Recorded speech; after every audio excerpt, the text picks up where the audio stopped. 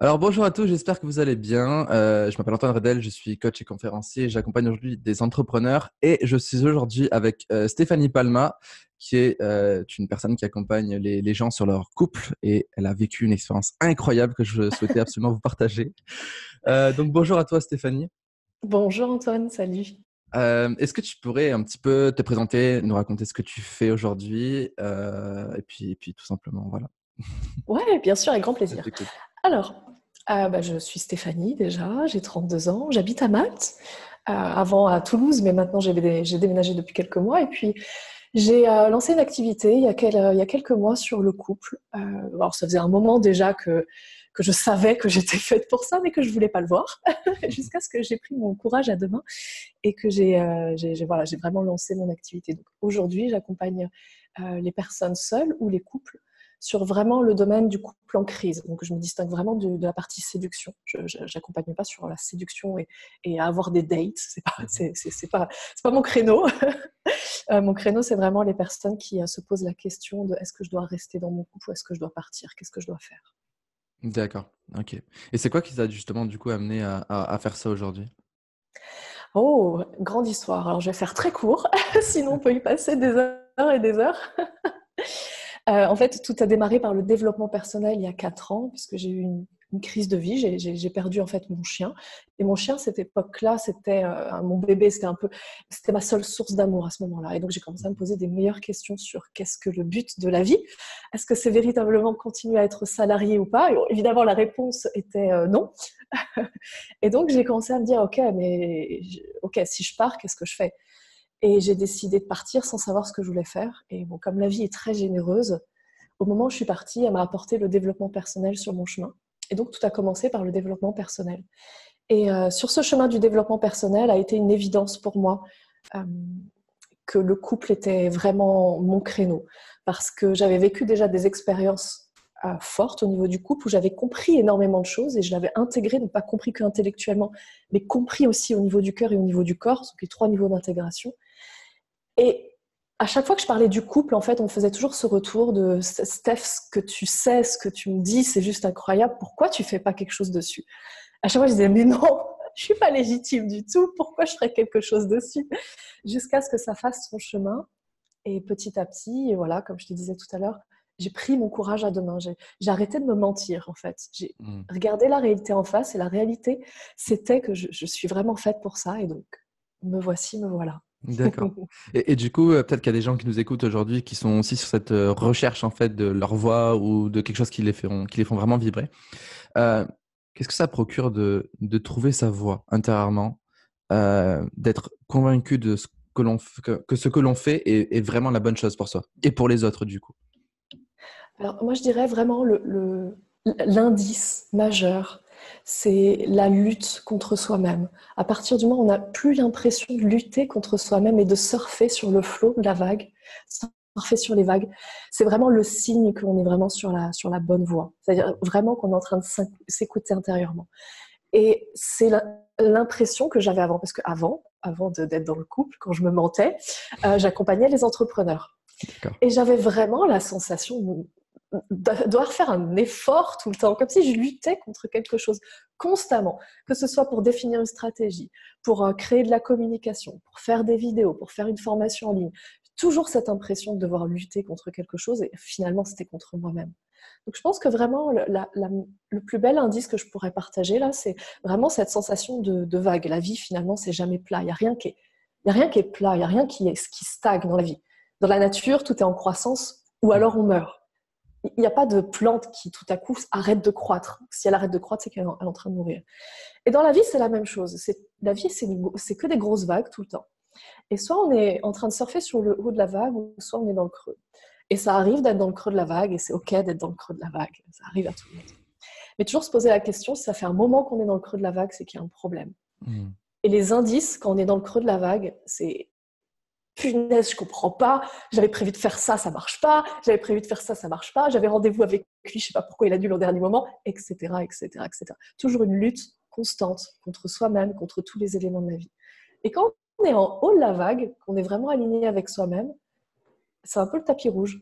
Et on Hmm. comprend pas pourquoi, il y a tout qui se met en place. Pourtant, on ne l'a pas voulu consciemment, mais on l'a voulu inconsciemment. Et tout se met en place. Ouais. Voilà, En c'est fait, vraiment c'est ça. c'est vraiment un alignement à l'univers. Il va te montrer, enfin, la vie va te montrer que tu n'es pas sur la bonne voie en te mettant des doutes, en montrant que ça marche pas, en fait, voilà, le mot de lutte était très juste par rapport à ça. Tu es sans cesse en train de lutter, etc., contre quelque chose que ton mental veut, mais que ton inconscient ne veut pas. Et dès que tu t'alignes à toi-même, tout est fluide et comme tu l'as dit, tapis rouge. C'est ça, Ok, exactement. génial. Alors, on va aborder maintenant cette sacrée expérience que tu as pu faire. Est-ce que tu peux nous dire ce que c'était cette expérience-là? Bien sûr. Alors, c'était il y a 2 semaines et je suis très fière puisque j'ai terminé la post-diète il y a quelques jours et j'ai tenu jusque-là. Donc oui, c'était Wow. une diète, mais plus particulièrement, en fait, pour être plus ciblé, un jeûne. Et c'était un jeûne sec. C'était une retraite spirituelle. Et dans cette retraite spirituelle d'1 semaine, il y a eu un jeûne sec de 5 jours. Mhm. Est-ce que Alors, tu veux tu peux, plus de détails? est-ce que tu peux dire à ceux qui ne savent pas ce que c'est un jeûne sec? Bien sûr. Alors, un jeûne sec, c'est ne pas manger et ne pas boire. Ok, donc pendant 5 jours. C'est ça. Ok. Alors, rien, je précise, rien n'a été imposé. Je l'ai juste senti comme ça. Hmm. Et c'était très encadré. Évidemment, je n'étais pas seule. Tous les jours, on me demandait comment ça allait. Si on voyait que j'étais... on venait voir si j'étais pas morte ou pas. Non, on venait voir si ça allait ou pas. Et si je me sentais un peu trop faible, on me conseillait de boire de l'eau, mais ça n'a pas été le cas. Donc, ça a été un Ok. jeûne sec du début jusqu'à la fin. Je trouve que ça fait tomber énormément de croyances qu'on peut avoir autour de la nourriture et surtout de l'eau parce que depuis petit, on nous dit que 3 jours sans eau, c'est pas possible. Euh, et je me suis dit, bah, elle l'a fait. Alors, je savais que ça se faisait aussi, mais je trouve ça impressionnant, d'accord? Parce que ça vient casser énormément de croyances qu'on a sur, enfin, des préjugés qu'on a sur ce qu'on doit consommer. Euh, Qu'est-ce qui t'a poussé à faire cette expérience? Quelle est la... Tu sais, ce jour où tu te dis, je vais le faire. C'est quoi qui t'a poussé à le faire? C'est une très bonne question, Antoine, parce qu'en fait, je pense qu'on n'est jamais prêt à ça. Mhm. Il n'y a pas eu vraiment d'élément qui m'a dit je veux le faire. En fait, c'était dans le cadre d'une retraite spirituelle. Et dans le cadre de cette retraite spirituelle, il y avait 2 cérémonies, une d'entrée, une à la fin, et au milieu, un jeûne. Et j'étais pas venue pour le jeûne particulièrement. D'accord. J'étais venue peut-être plus pour les cérémonies. Mais, comme ce que je dis dans ce type de rencontre avec soi-même, il y a toujours la raison consciente, puis après, il y a la vraie raison. Et je crois que j'étais pas consciente de la vraie raison, mais ce jeûne sec faisait partie d'une des vraies raisons pour laquelle j'y allais. Et vraiment, si je devais dire, s'il y a une raison pour laquelle j'y étais, c'est vraiment me rencontrer. C'est me rencontrer moi-même. J'avais pas envie de mettre en place un nouveau challenge dans ma vie. J'ai déjà beaucoup de challenges dans mon business, beaucoup de challenges dans ma vie perso. J'avais pas envie d'un challenge supplémentaire pour me prouver quoi que ce soit. Mais j'avais vraiment besoin, et c'est pas envie, c'est besoin. J'avais vraiment besoin de me retrouver avec moi-même. Et c'était, je sais pas pourquoi, comme un appel. C'était pile le format qu'il me fallait. Et j'avais déjà fait un jeûne de 48 heures, donc, où je buvais beaucoup par contre. Ça s'était très bien passé. Et là, je m'étais dit, tiens, c'est 5 jours, pourquoi pas? Et en fait, c'est sur place qu'on nous a expliqué qu'on pouvait faire un jeûne sec. Et je m'étais jamais préparée à ça. C'est-à-dire, dans ma tête, je m'étais jamais dit, je vais passer 5 jours à pas manger et pas boire. Pourquoi? Parce que si je m'étais dit ça, jamais je l'aurais fait. D'accord. J'aurais eu trop peur. Jamais Ouais. je l'aurais fait. Il n'y a que sur place où je me suis dit, tiens, j'ai cette opportunité. Et puis, comme la première cérémonie, c'était une purge, donc j'ai beaucoup vomi.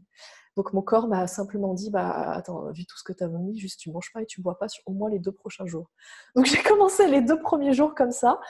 Et puis, naturellement, bah, le 3e jour, ça s'est très bien passé, donc j'ai continué. Le 4e aussi, et puis le 5e aussi. D'accord. En fait, avec mon explication, je comprends vraiment la différence entre la raison et la vraie raison. Ta raison, si elle s'était dit je vais le faire, d'un coup elle se serait reçue toutes les peurs, c'est ce que tu m'avais dit, hein, toutes les peurs, les croyances, non mais c'est pas possible, tu vas mourir au bout de 3 jours. Et alors que la vraie raison, elle se fiche de tout ça et elle sait ce qui est évident pour toi. Euh, D'où cette intention de te rencontrer. D'accord. Cette vraie raison était connectée à ça. D'accord. Exactement.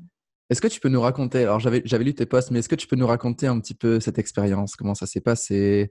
Je sais pas si tu as des anecdotes à nous raconter sur comment ça s'est déroulé. Mhm. Bien sûr. Alors, je sais pas ce que je peux dire ou pas dire, tu vois. Est-ce que tu m'entends? Oui, je t'entends. Ça coupe un petit peu, mais je t'entends. Ok. Tu veux que je bascule sur la 4G? Non, ça va là. Ok, parfait. Est-ce que je peux parler d'ayahuasca? En nous expliquant ce que c'est. Il y a pas de souci. Ok, Tu es libre de dire ce que tu souhaites.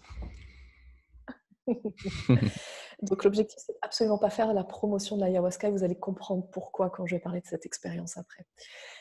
C'était donc une retraite spirituelle. L'objectif était de me rencontrer moi-même. Pourquoi cette retraite spirituelle et pourquoi avoir envie de me rencontrer? Parce que dans cette démarche d'amour de moi-même, j'avais pris conscience en décembre dernier, tous les mois de décembre, je fais un bilan sur ma vie personnelle d'abord et après professionnelle. Et j'avais fait cette découverte que finalement, je manquais un peu d'estime de moi et je manquais un peu d'amour pour moi-même, même s'il me semblait en avoir suffisamment. Mensonge. On est tellement fort pour se mentir à soi-même. Et donc, cette retraite spirituelle était dans cette démarche-là. C'était la deuxième étape pour moi. J'avais déjà fait une première étape en début d'année, et donc deuxième étape, mois d'août, retraite spirituelle.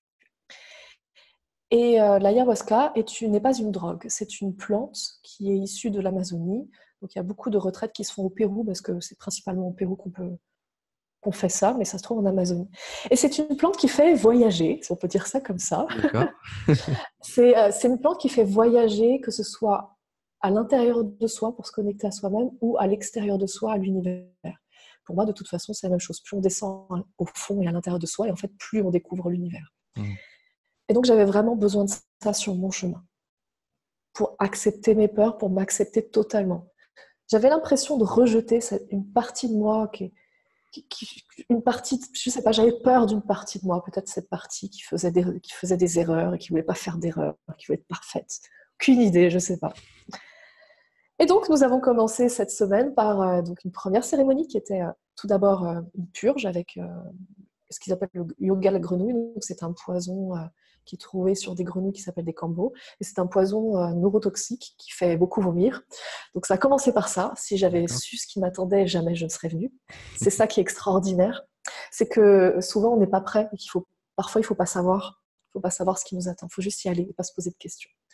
Ce que j'ai fait, donc j'ai beaucoup, beaucoup vomi. Et après, il y a eu la suite de la cérémonie qui était la prise d'ayahuasca. Et pour moi, ça a été tellement violent que je suis tombée dans les pommes sans m'en rendre compte, en fait.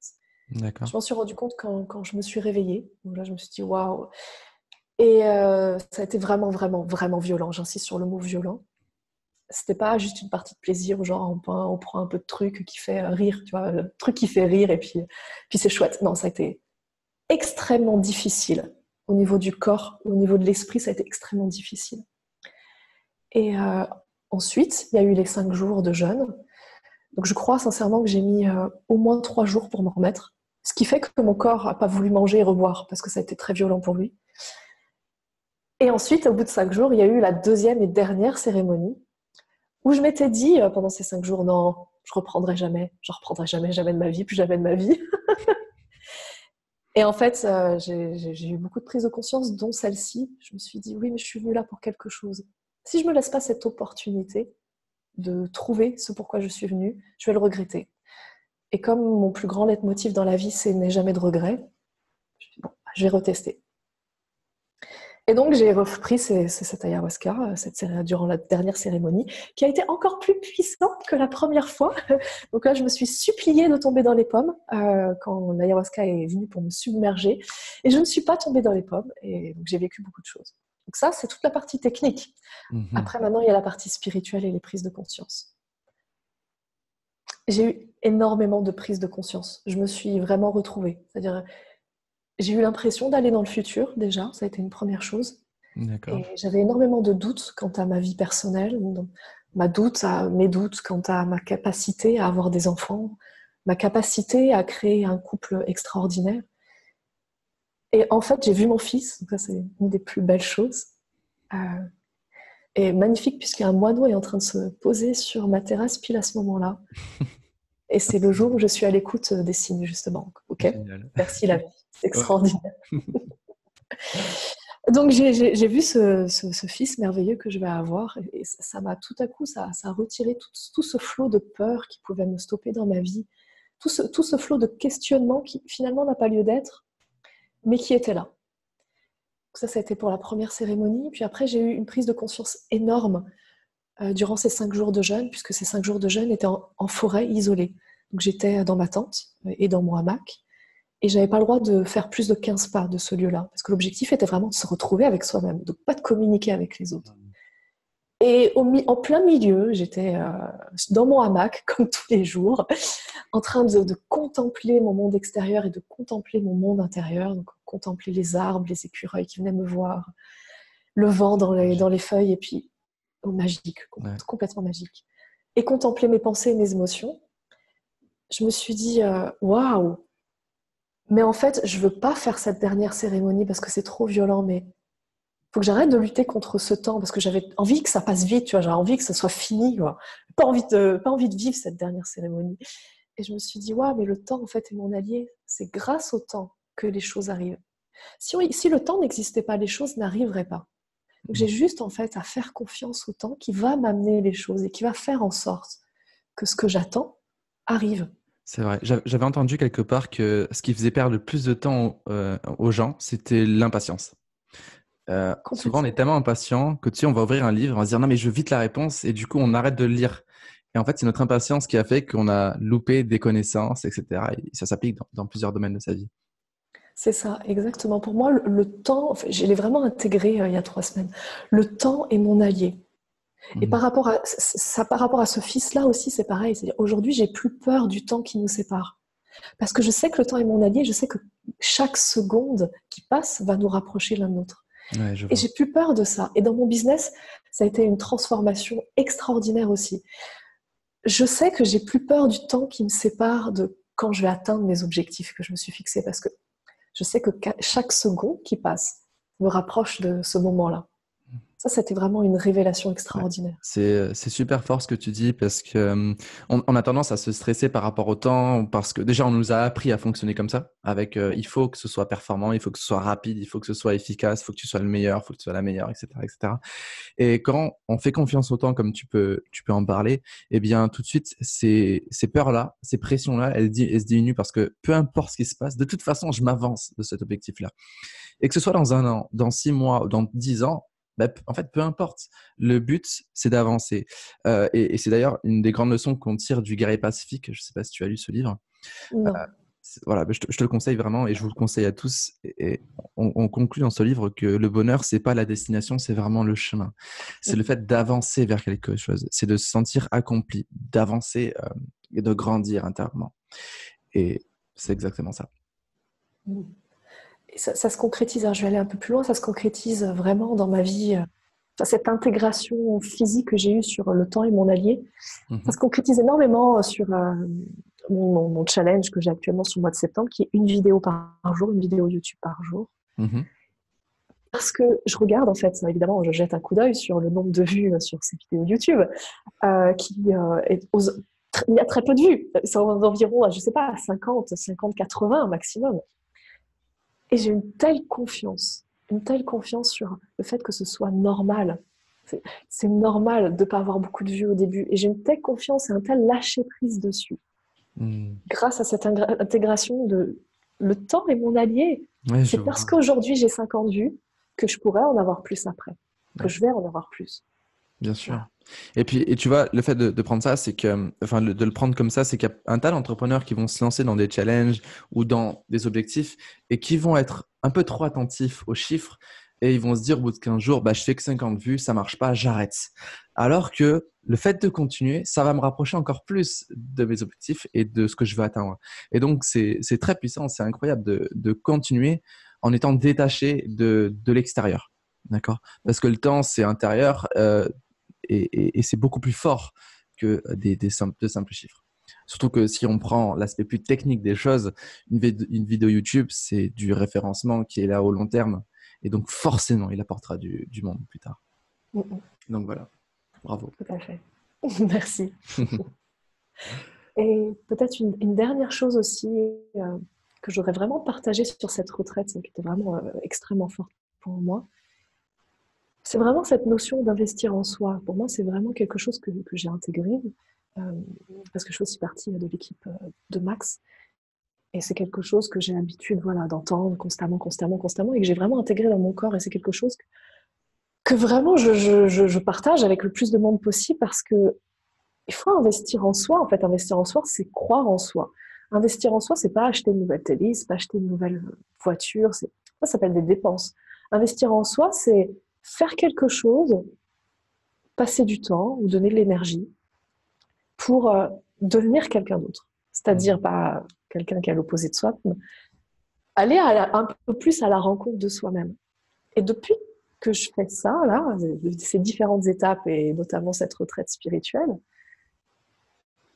je me sens tellement plus moi, j'ai tellement plus de lâcher prise, de confiance en moi. Et tout paraît beaucoup plus évident qu'avant où je me posais tellement de questions, j'avais tellement de doutes, tellement de peur aussi, peur de pas bien faire, peur d'être à côté de la plaque, peur Mhm. de pas avoir assez de clients, peur de pas assez gagner d'argent pour pouvoir payer mes factures.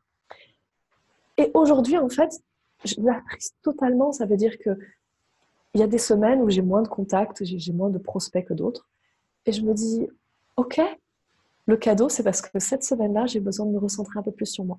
Ou c'est parce que cette semaine-là, j'ai besoin de faire quelque chose qui nécessite d'avoir plus de temps pour moi.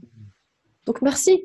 Ouais, non. Merci aux prospects de ne pas me contacter. Ce que tu es en train de partager, c'est une clé qui est fondamentale, c'est l'importance de la connaissance de soi. Tu es parti à cette retraite pour te retrouver, oui, pour te retrouver, pour te connecter à toi-même. Et quand on a une grande estime de soi, une grande connaissance de soi, on est beaucoup moins influencé par les facteurs extérieurs parce qu'on sait qui on est et on sait qu'on peut y arriver parce qu'on se donne de la valeur et on donne de la valeur à ce qu'on fait au quotidien. Et se donner de la valeur, c'est aussi se respecter et parfois prendre des pauses et se dire, OK, si j'ai des choses qui ne viennent pas à moi, euh, c'est parce que je dois prendre soin de moi. Et comme je me connais, je le sais intérieurement, donc je me pose plus de questions. Je vais pas me dire, oui, j'ai moins de prospects, donc je dois faire attention à moi. Ouais, mais en fait, il y a plus ce oui, mais après. Tu sais qu'il va C'est encore ça. fouiller dans les plats, etc. C'est extra. Alors, c'est une grande clé là que tu viens de nous partager. Alors, tu as un peu répondu à toutes les questions que je voulais te poser par la suite, mais je vais quand même te les poser, histoire que que tu donnes les réponses, mais de manière plus ciblée. OK. Euh, En gros, qu'est-ce que ça t'a appris, cette expérience-là? Que je suis capable. D'accord. Déjà, je pense à plusieurs choses. La première chose, je suis capable. Je suis capable. On m'a toujours dit que c'était pas possible de ne pas boire pendant 5 jours. Mhm. Pareil. On m'a redit que je pouvais mourir. Et en fait, je suis capable. Pourquoi? Parce que la capacité, c'est-à-dire le faire, c'est le corps. Ouais. Et mon corps est tellement intelligent, et je l'avais oublié. Il est tellement intelligent. Il sait tellement mieux les choses que mon esprit. Mais tellement plus. Et mon corps m'a dit, c'est bon, pas besoin de boire, tu peux tenir encore. Et Ouais. donc je l'ai écouté et ça s'est très bien passé. Tu vois, c'est ça qui est vraiment incroyable. C'est on a tellement de mental qu'on pense que notre mental est plus fort que notre corps. Euh, Alors que notre corps, c'est un organisme juste fabuleux. Enfin, on le sous-estime. Alors de moins en moins, parce qu'aujourd'hui, les recherches en neurologie, même par rapport à notre intestin, sur notre premier cerveau apparemment, c'est des recherches qui aujourd'hui explosent. Donc, on a de moins en moins cette méconnaissance de notre corps. Mais le corps est incroyable. Et c'est vrai que ce que tu as fait, c'est vraiment je suis capable d'accomplir quelque chose. Mon corps est capable de m'accompagner et de me faire péter des croyances que j'avais depuis toujours. Et c'est un petit peu aussi ce que fait Anthony Robbins en faisant marcher les gens sur le feu. C'est que notre corps est C'est capable. ça. Et on est, en fait, ce que tu as vécu, c'est j'ai réussi à faire péter cette croyance-là, qui est évidente en fait dans la vie de tout le monde, dans les pensées de tout le monde. Alors, si j'ai réussi à faire ça, ben, tout est possible. Et donc, je comprends totalement ce que tu dis quand tu dis que tu as appris que tu es capable. Exactement. Tout à fait. Ça, c'était vraiment la plus grande force. C'est Mm. vraiment, je suis capable parce que mon corps sait, mon corps est intelligent. Tu sais, on dit souvent, c'est dans la tête. Tu sais, quand on court là, tu vois, qu'on fait un running, et puis au bout de 50 minutes, on n'en peut plus, et puis tu cours avec quelqu'un, et puis cette personne-là te dit, mais c'est dans la tête, et toi, tu as juste envie de lui dire, mais tais-toi, j'en peux plus. Eh bien, en fait, oui et non. Ce qui est dans la tête, c'est les croyances uniquement. Ouais, le corps, lui, mais il sait déjà depuis longtemps que tu peux tenir encore pendant 20 km sans problème. Bien sûr, Le c'est dans la tête, en fait, c'est pas la capacité à continuer, c'est les croyances qui sont dans la tête. Le corps, mais il sait, il sait. c'est ça.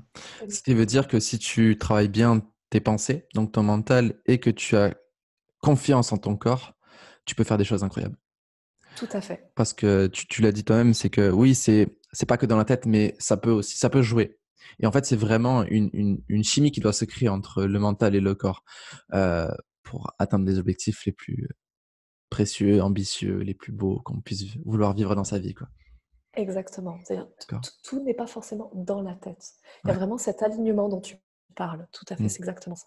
C'est ça. Ben, en fait, souvent, l'humain, on a tendance à dire soit ça, soit ça. Mais on a peu cette notion de se dire, OK, mais si on les mélange ensemble, qu'est-ce que ça peut Mm, créer? mm. Et la vie, en fait, n'est que mélange. Enfin, on est dans un écosystème, tout est relié, etc. Et Tout à pourquoi fait. vouloir séparer les choses? OK. Et quelle est la plus grande leçon que tu as pu apprendre? Waouh, la plus grande leçon. Ouais, Euh, si, je vais le dire. C'est parce que c'est sur. C'est un autre sujet que j'ai pas encore tout à fait abordé. d'accord. Sens-toi libre d'en parler ou pas. Ah, si, je vais le dire parce que je sais que je sais que j'ai inspiré des gens là-dessus. D'accord. La plus grande leçon, c'est que je sais pas comment le formuler en fait. Je mérite de m'aimer à la hauteur à laquelle j'ai envie d'aimer quelqu'un d'autre. C'est fort ce que tu dis. En fait, je crois que c'est ça exactement. C'est comme ça que je voulais le dire. C'est la plus grande leçon que j'ai vraiment apprise là-bas parce que cette recherche de me rencontrer moi-même, c'était vraiment cette recherche de m'aimer moi-même. Parce que je sais on peut aimer les autres qu'à la hauteur à laquelle on s'aime.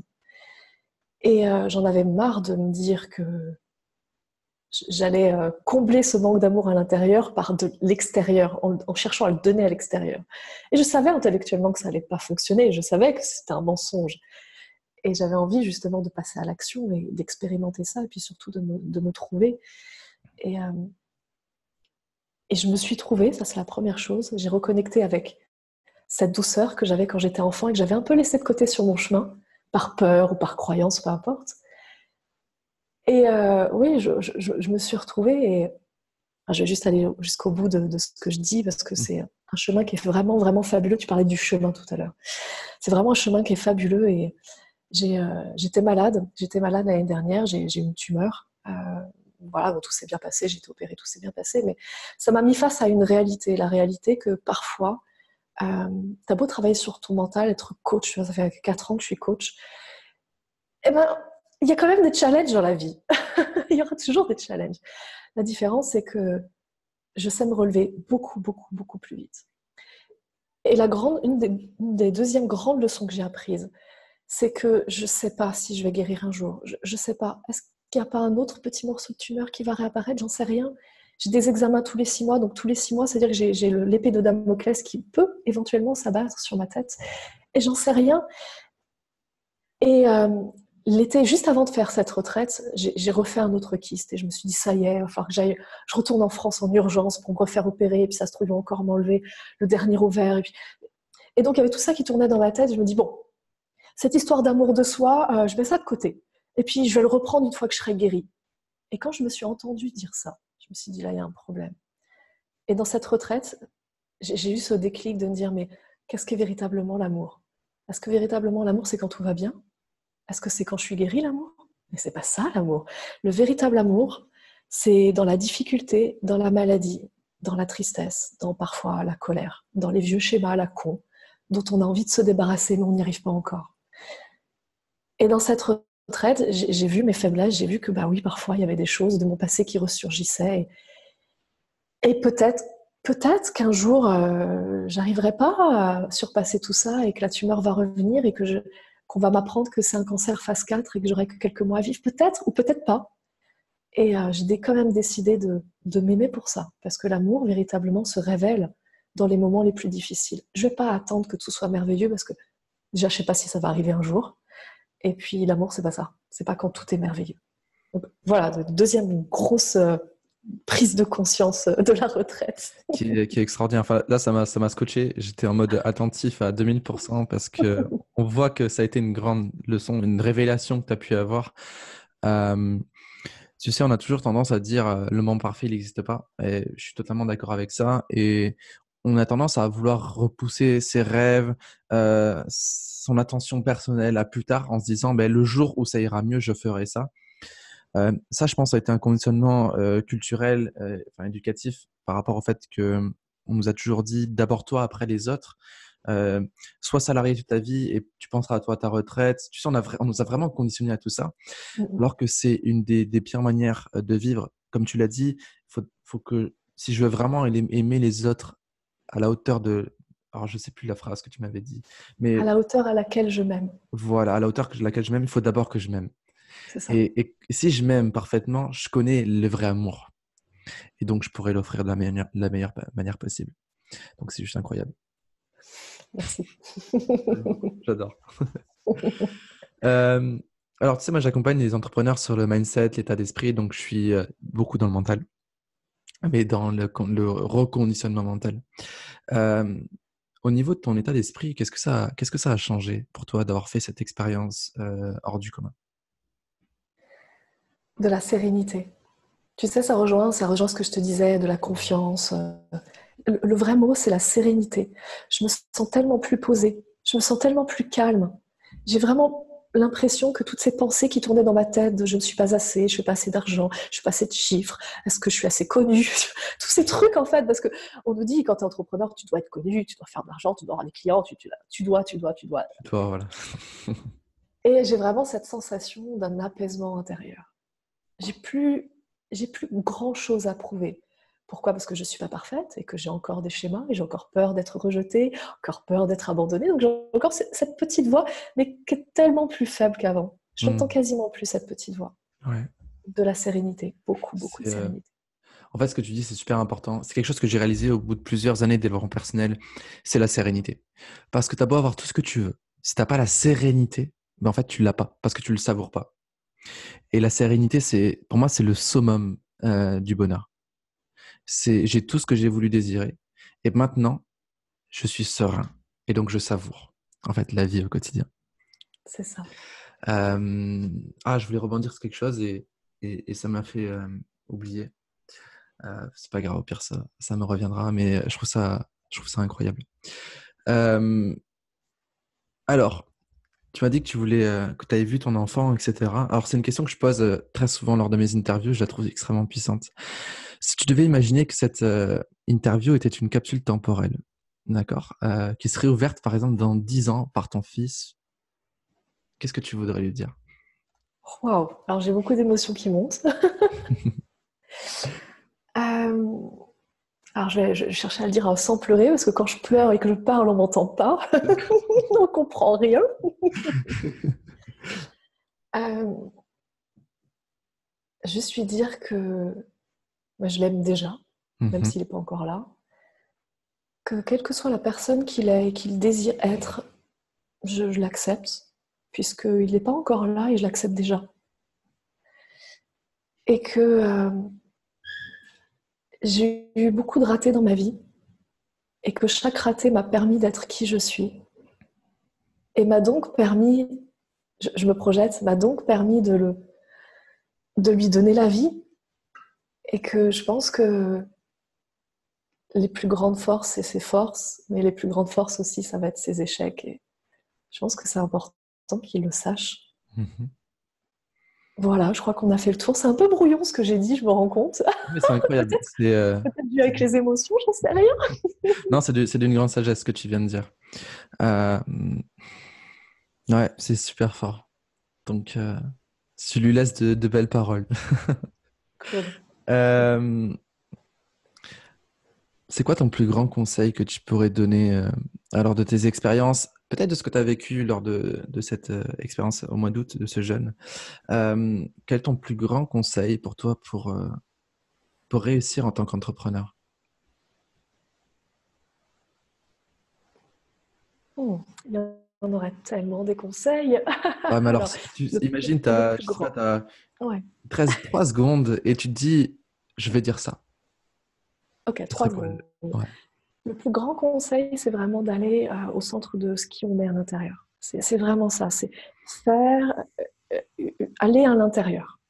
Alors, pour être plus clair, parce que c'est un petit peu flou de comment aller à l'intérieur, ça veut dire quoi? Il y aurait plusieurs mots pour le dire. Il y a certaines personnes qui vont dire connecter à son cœur. Il y a d'autres personnes qui vont parler de voyage spirituel. Il y a d'autres personnes qui vont dire écouter sa voix intérieure. En fait, c'est véritablement ça.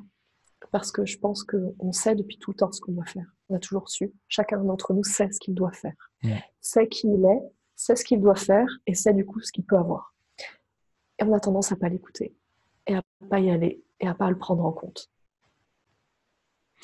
Totalement d'accord avec toi. Totalement d'accord avec toi. Tu sais, moi, j'ai commencé à avoir des résultats le jour où j'ai compris ça. Vraiment. On cherche tellement à l'extérieur ce qu'on a à l'intérieur de nous. Et c'est tellement évident, en fait, qu'on se dit c'est pas possible. Et dès qu'on accepte de l'écouter, ben, comme tu l'as dit au début de l'interview, tapis rouge. C'est ça. Extra. Ça rejoint une superbe histoire hindoue, je crois. Alors, je ne sais plus exactement sur les dieux qui ont caché le trésor. Euh, ils se disent, mince, ces humains, il faudrait qu'on le cache quelque part pour punir les humains parce qu'ils ont fait une faute. Quelque part, on est sûr qu'ils ne le trouveront jamais, mais on n'a qu'à l'enterrer. Non, ils vont creuser, ils vont le trouver. Ben, on n'a qu'à le mettre dans l'océan, bien au fond. Non, ils vont plonger et puis ils vont le trouver. Ben, on n'a qu'à le mettre dans le ciel. Mais non, ils vont découvrir l'espace, ils vont le trouver. Attendez, je sais, on n'a qu'à le cacher à l'intérieur d'eux-mêmes. C'est le seul endroit où ils vont jamais aller. Hmm. C'est tellement ça. Ah, j'adore. En fait, je croyais que tu allais me raconter une autre histoire que j'ai partagée et qui en plus rejoint la tienne. En plus, c'est une histoire vraie. Ça a été alors, je crois que c'est un peuple hindou aussi qui devait déplacer un grand Bouddha en or. Je sais pas si tu connais cette histoire. Oui, Ils avaient peur de oui. se le faire voler. Et donc, ils ont recouvert en fait ce grand Bouddha en or de... Alors, je sais pas si c'était de la terre ou de la D'argile. poterie. D'argile, voilà, de C'est de l'argile. l'argile. Et ça a été oublié. Et par erreur, un jour, il y a eu un impact dessus et ils se sont rendus compte qu'il y avait de l'or. Et nous sommes tous pareils, en fait. Aujourd'hui, on a un joyau à l'intérieur de nous qu'on cache et qu'on ne veut pas découvrir, alors qu'il suffit juste de venir le découvrir, le tailler petit à petit pour vivre, en fait, et être serein, comme tu as pu le dire tout à l'heure, comme tu as pu le partager. Complètement. J'ai toujours pas retrouvé la question que je voulais te poser. C'est très, très, très frustrant. Mais écoute, c'est pas grave. Je vais arrêter de chercher. Est-ce que tu as quelques derniers mots à partager aux personnes sur ce que tu souhaites? Oui, moi je pense que c'est important que je partage ça. Même si tu sais que tu dois le dire et le redire et le redire, c'est pas grave, ça vient Il faut d'une le voix redire extérieure avec encore. des mots différents, une énergie différente. Mm. Prendre du temps pour soi. Prendre du temps permet d'économiser du temps en fait. Prendre du temps permet d'arrêter de s'éparpiller, de recentrer, de se refocaliser, d'être au clair avec soi-même et d'arrêter d'avoir tout le temps cette voix intérieure qui dit je suis pas assez, je devrais faire plus, plus, plus, plus, plus. Prendre du temps, c'est pas forcément. Alors, c'est du temps de qualité, hein. C'est pas du temps où je mate des séries. On est d'accord, je précise. T'as très bien raison de le préciser. Du temps de qualité. Et après, le temps de qualité est tellement différent en fonction des gens. Pour moi, ça va être d'être dans la nature. Une grande majorité des gens, ça va être d'être dans la nature, mais pas forcément. Et le meilleur moyen, c'est de trouver quel est à soi son temps de qualité. Est-ce que Mm. c'est passer du temps avec son fils? Est-ce que c'est passer du temps avec sa chérie? Est-ce que c'est au contraire s'isoler seul et passer du temps avec des animaux? Ou juste s'asseoir à côté d'un arbre et écouter le bruit du vent dans les feuilles? On a tous une définition qui est propre de son temps de qualité. Et pour moi, c'est très important de fixer des jalons dans l'année. Pourquoi? Parce que le temps passe vite, parce qu'on est souvent dans le flot, c'est-à-dire on est soit au creux de la vague, soit en haut de la vague, et puis on a tendance à, quand on est en haut de la vague, on a tendance à dire ouais super, je surfe, c'est trop cool, et on profite, et puis dès qu'on commence à descendre, on est dans la descente, dès qu'on est en bas, bah, on n'a pas le temps de le prendre, et puis après on est en train de remonter, enfin ouais, toujours quelque chose. Et donc c'est fixé tout le temps des jalons. C'est-à-dire quand le jalon arrive, c'est quoi le prochain jalon pour pouvoir passer du temps de qualité avec moi-même. Mm. C'est très Voilà le juste. conseil, le dernier mot. Alors, en fait, j'ai une question qui m'est venue. Je l'ai vite notée pour pas l'oublier. Ok. Parce qu'en fait, j'en parle beaucoup. Je trouve que c'est très, très intéressant et j'aimerais bien avoir tes propres mots et ta propre énergie par rapport à ça. Tu sais, on a tous des hauts et des bas. Comme tu l'as dit, on est dans le haut de la vague et après, on est dans le bas de la vague, dans le creux de la vague. C'était les mots que tu as employés. Euh, Quel est l'intérêt pour toi d'être dans le creux de la vague? Parce que, enfin, moi, je suis intimement convaincu que le creux de la vague est aussi important que le sommet de la vague. Pour toi, pourquoi c'est très important d'être dans le creux de la vague? Alors du coup, je vais m'auto-citer. C'est une phrase que je dis Vas-y. régulièrement. Alors je m'auto-cite pas souvent, hein, juste quelques fois, là je vais le faire, je m'autorise. Il n'y a que quand tu connais les ténèbres les plus sombres que tu peux vivre dans la lumière la plus pure. Mm. Pourquoi j'ai trouvé un moment de lucidité où cette phrase m'est venue. Ça, c'est au moment en fait où ma chienne est décédée, où j'étais vraiment dans le creux d'une vague énorme. J'étais vraiment au fond du fond, du fond, du fond, du fond. Ça a été le plus beau cadeau de ma vie. Sans cette douleur qui était massive pour moi, je n'aurais jamais été aussi heureuse après. Le creux de la vague est nécessaire pour pouvoir justement, après, monter et surfer. Je prends souvent cet exemple avec les couleurs. S'il n'y avait que du blanc partout, on ne saurait même pas que c'est du blanc, puisque c'est que du blanc. On ne Mm. pourrait même pas le distinguer. Le blanc existe que parce que le noir existe. Et parce qu'on peut faire un contraste. Et plus, pour moi, c'est ça, la recherche de l'équilibre et de la balance dans la vie. La recherche d'équilibre dans la vie. L'équilibre ne peut exister que si on expérimente deux opposés. Il faut être dans les deux opposés. Et plus on est dans l'extrême, dans les opposés, plus on tend l'élastique, en fait, plus on est dans l'extrême, et plus on arrive à justement après créer cette balance qui va après, ensuite, parce que c'est la vie, se déséquilibrer. Donc on va retomber dans des extrêmes pour recréer une balance qui va ensuite se déséquilibrer, etc. C'est etc. ça. Donc le creux de la vague, le noir, le côté dark side, Dark Vador, il est ultra nécessaire. Ouais, très bien. Ouais. Tu vois, en fait, pour connaître l'équilibre, il faut connaître les deux côtés, pour ajuster les bons poids, enfin, vraiment pour avoir ce juste milieu. Et en fait, ça m'est revenu ce que je voulais te dire tout à l'heure. Alors, c'était pas une question, tu vois, mais ça rejoint ce que tu dis tout à l'heure, tout de suite, là. Enfin, ce que tu viens de dire à l'instant. Euh, j'ai découvert l'an dernier, en lançant ma tournée Mindset Entrepreneur, euh, que nos croyances limitantes, nos peurs, elles seraient toujours en nous. Tu sais, on cherche à les casser, à les briser, à les détruire, etc. Mais en fait, ça fait partie de notre ADN, de notre identité, et c'est important de les respecter. Parce que sans ça, on n'en serait pas là aujourd'hui. Et j'ai découvert du coup que, parce qu'en fait, quand j'ai lancé ma tournée, ça a été une de mes plus grandes sorties de zone de confort après avoir quitté mon travail du jour au lendemain. Et quand j'ai lancé la billetterie, que ça a commencé à réserver partout en France et en Belgique, là, j'ai eu la goutte. Et j'ai vraiment eu, tu sais, toutes les pensées du est-ce que tu es sûr que tu en es vraiment capable? Parce que moi, on m'a dit que j'étais incapable quand j'étais enfant et ça m'a marqué. Et en fait, j'ai eu toutes ces croyances limitantes que j'avais qui ont ressurgi. Et là, je me suis retrouvé vraiment dans un creux de la vague. Pendant une semaine, c'était horrible. Une sensation très désagréable. Et j'ai découvert à ce moment-là que le creux de la vague, nos croyances, on les aurait toujours en nous. On les aura toujours en nous. Et la sérénité, si on reprend tes mots, c'est d'accepter ces croyances limitantes-là et de savoir rebondir rapidement dessus. Et non de retourner dans ces anciens démons, de s'accrocher. C'est juste de se dire, OK, je viens de ressentir ça. Euh, quel a été l'élément déclencheur et comment est-ce que je peux m'en sortir? Et c'est là aussi que le creux de la vague peut être intéressant. Parce que c'est en connaissant nos vieux démons, le côté dark side, que on grandit et qu'on acquiert de la sagesse au fur et à mesure. Parce que plus je me pose de bonnes questions sur les moments difficiles, plus j'acquiers de la sagesse et plus je vis une vie épanouissante. Et c'est pour ça qu'il faut remercier en fait les moments difficiles parce que c'est des cadeaux en fait que la vie nous offre pour te dire hey, dans le noir dans lequel tu es, je vais te mettre une lumière et va vers cette lumière avec amour et tu en ressortiras plus grand. Je trouve ça incroyable. Exactement, je suis tout à fait d'accord avec toi. Voilà. Ça rejoint un peu ce que je disais tout à l'heure sur cette Mm. histoire de s'aimer soi-même et d'amour C'est de ça. soi. Si je voulais attendre que tout aille bien pour m'aimer, mais quand est-ce que ça arriverait en Mm. fait?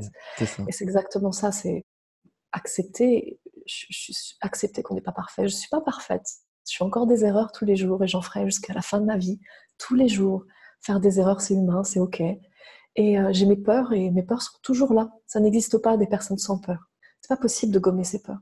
Mm. Et j'ai des croyances et j'aurai toujours des croyances, même si les croyances changent avec le temps. Mais j'aurai toujours des croyances.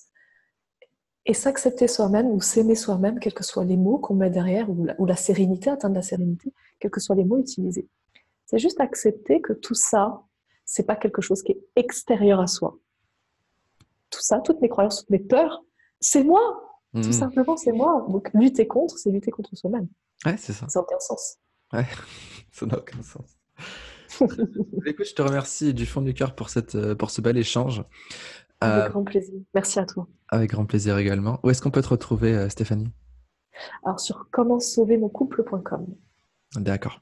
Ok. Donc, tu publies des vidéos journalières, des articles, Alors, etc. les articles, Pas pas encore, forcément. parce que je suis Non. pas alignée avec. D'accord. Pour l'instant, pas encore. Quand je serai alignée avec, je ferai. Donc, je publie beaucoup de vidéos, beaucoup de D'accord. contenu en vidéo. Très bien. Et tu proposes quoi du coup aujourd'hui? Donc, tu accompagnes des couples qui sont sur le bord de la crise, c'est ça? C'est ça. Alors, couple ou individuel, parce que très Ah, souvent, on me contacte individuellement. Une personne vient me voir pour changer son mari ou sa femme. C'est toujours l'autre qui va pas bien. c'est vrai, C'est l'autre qu'il faut changer. c'est ça. D'accord. Donc, individuellement ou en couple, de l'accompagnement individuel en couple. Voilà. Ok.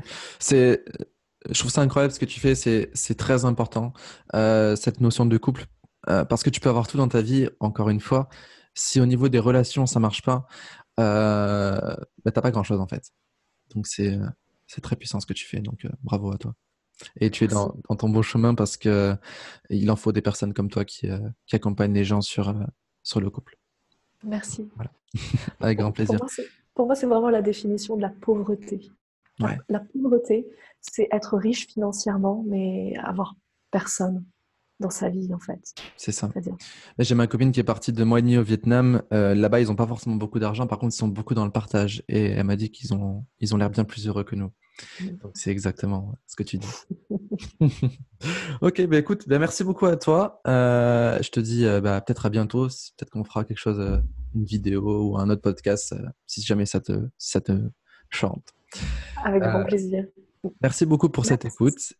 Pardon? Merci à toi. Ah, bah, Merci à toi. Merci beaucoup. avec grand plaisir, Stéphanie. N'hésitez pas à partager ce podcast parce que Stéphanie nous a délivré des pépites incroyables. Il y a eu un échange qui était très riche, qui nous a permis de prendre conscience de l'amour de soi et de l'importance de la sérénité. Donc, n'hésitez pas à partager tout ça. Et puis moi, je vous dis à très bientôt dans un prochain podcast.